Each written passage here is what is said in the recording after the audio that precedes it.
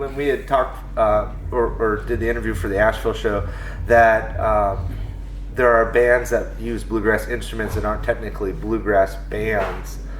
What do you look at as the definition of bluegrass? If you were to explain it to someone that is... Well, I'd say it's music that got its start in Bill Monroe's band in 1946 with Bill Monroe, Earl Scruggs, Lester Flatt, Chubby Wise, and Cedric Rainwater. And it was first, it was a combination of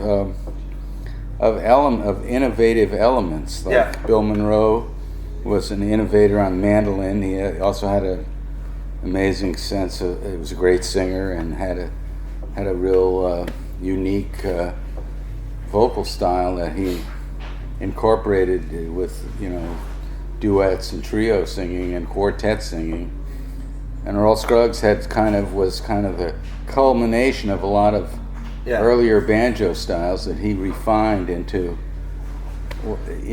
that's my definition of bluegrass banjo. There's Scruggs style banjo. Yeah, of course. And Chubby Wise had a unique combination of blues and melody playing as well as like the hoedown style. I look at it as like a tree. Like the whole trunk of the tree is real bluegrass, and then things have branched off from that's the thing, these terms, when they started, the term bluegrass, I believe, Bill Monroe called his band the Bluegrass Boys. He was from Kentucky, the Bluegrass State. And I think disc jockeys started calling that because, that initial band from 1946, then Flatt and Scruggs left in 48, formed a band of their own that wasn't all that different than what they'd been doing with Bill Monroe. And then Mac Wiseman came in and he started making records. Jimmy Martin came in and he started making records. And Sonny and Bob Osborne and the Stanley Brothers, Carter Stanley, played with Bill Monroe briefly. And Stanley Brothers were actually the first band to copy Bill Monroe. They even recorded some of the songs that he was doing on the Grand Ole Opry before he did. I think Bill Monroe got pissed at all these guys initially. But disc jockeys started calling that kind of music bluegrass in the early 50s. I remember there's two quotes that stick out the most to me. One was Larry Sparks that had said, "You can drive any car you want, but it has to stay within the lines," for bluegrass. And then Raymond Fairchild, the legendary banjo player, said to me, there was only, in his words, one man that could play bluegrass music, and that man is Bill Monroe. I don't know what you can say to both those about the lines involved. Everybody draws their own lines, just like it's an American music, so other influences came into it, and Bill Monroe had influences. And he was a rebel too. Vassar Clements told me Vassar was the first fiddler after Chubby Wise to record. In fact, a monumental event has just occurred in the world of traditional bluegrass with the discovery and release of 5 CDs of alternate takes from Bill Monroe's Decca sessions from 1950 and 51. There's like 7 takes of Rawhide and 4 takes of Mule Skinner. To me, that's just mind-blowing because, for decades I've heard one record of new and to hear all alternate takes, and they're different. And anyhow, they just got discovered. But, he's right, but Bill Monroe still had 4 other guys with him making, a music that's, for one thing, it's almost perfectly orchestrated music, the way the instruments played, And I have to give Earl Scruggs a lot of credit, Chubby Wise. Bill Monroe, it was under his name and his direction, but he knew how to use elements, just like Miles Davis. He heard John Coltrane and Bill Evans. He heard. He was almost something like a coach. He knew how to put a perfect team together. Exactly. And when these guys, he knew they'd leave at some point. Very talented members. That a lot of musicians, they formed their own band, and they went to school here, and then they Flat and Scruggs, they had their brand of bluegrass. Jimmy Martin had his brand, and then younger, what you call the second generation, people like the Country Gentlemen. Yep. And in some ways, Red Allen and the Osborne Brothers, Yep. Or the Osborne Brothers and Red Allen made some significant records in the 50s,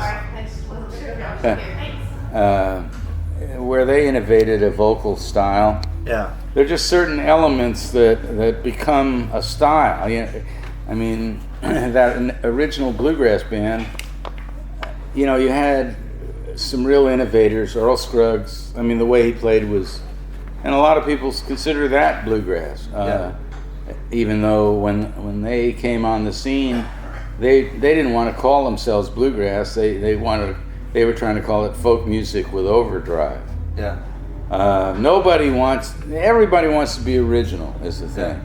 And nobody's original, totally. Well, I was told everybody goes to school somewhere and learns a bunch of stuff, and then has, if they absorb enough and learn enough and are good enough, then they can kind of turn it into their own thing. I was told one time by a musician that I wasn't the first to invent entertainment. I won't be the last. Yeah, well, entertainment is a part of it, But do you worry that traditional bluegrass might?